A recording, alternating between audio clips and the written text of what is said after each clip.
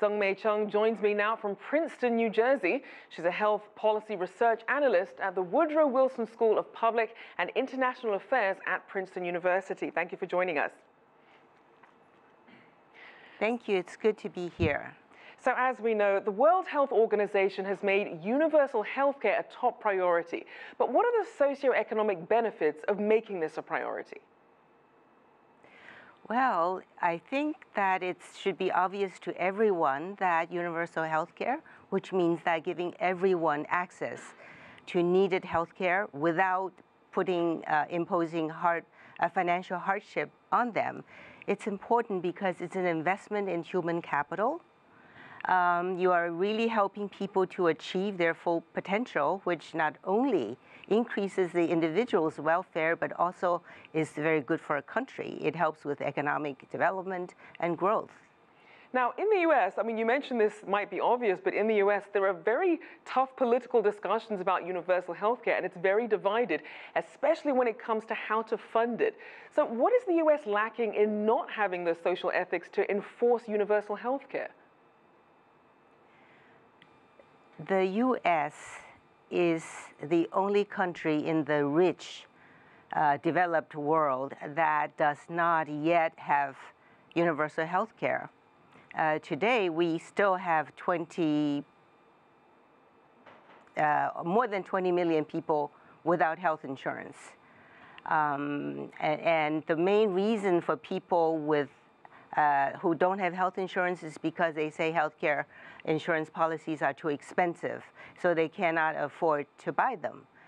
Now, the reason behind this is that America lacks the consensus on the fundamentally important principle of social solidarity, that we do not regard healthcare as a right or as a public social good that everyone is entitled to.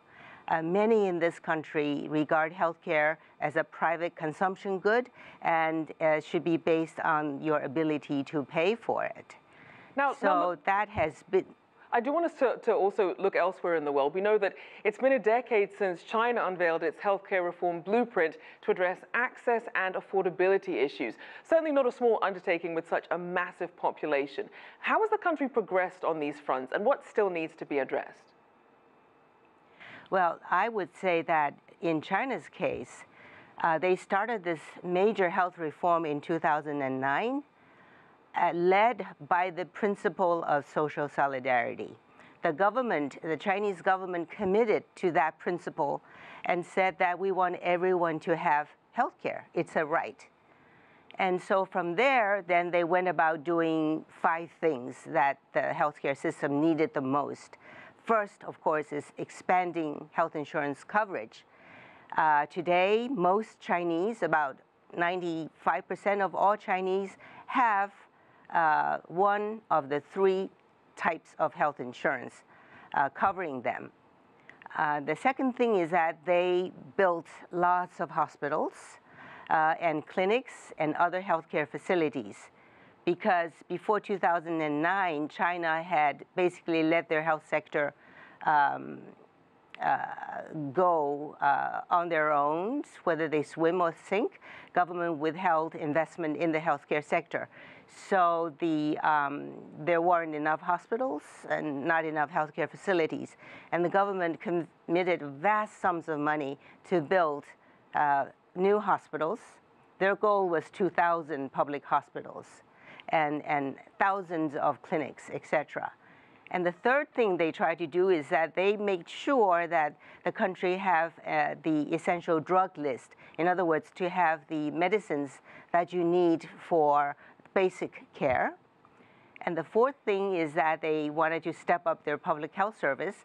So on that front, they have expanded the benefit package, right, and have made, including chronic disease management now.